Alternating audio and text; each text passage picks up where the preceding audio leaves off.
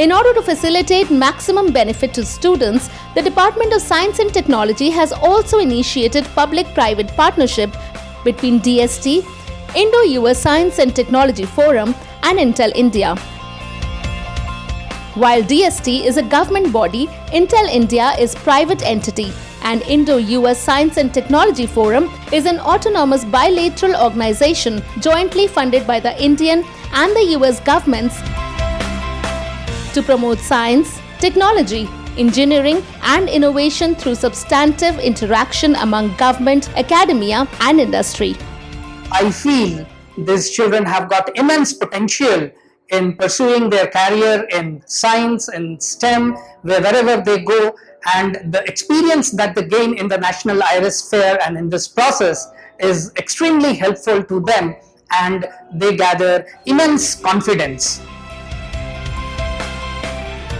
Focused on young innovators of class 5th till class 12th, the Initiative for Research and Innovation in Science, or IRIS, since its inception in 2006, grooms children to be part of the Indian contingent representing the country at the Intel International Science and Engineering Fair in the US.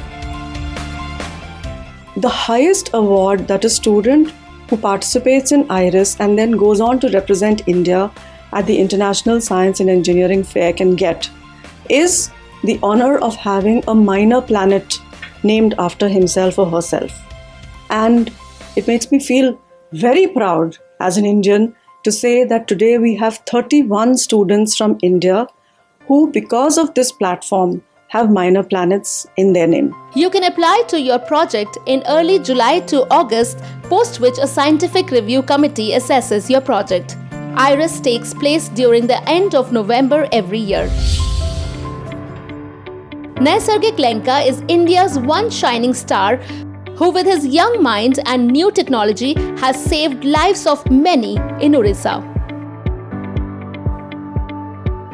One of my relatives had cancer and he died. He was living near the mining region. So while attending his 11th day ceremony, I heard from many people in that area that cancer was just like cough and cold in that area. I came back home, I googled about the Sukinda Valley region, and I found out that WHO had a report called Blacksmith Report, which said that Sukinda in Orissa is world's most contaminated place with chromium. The reason I found out was the extensive open cast mining activities of chromite ores that were going on.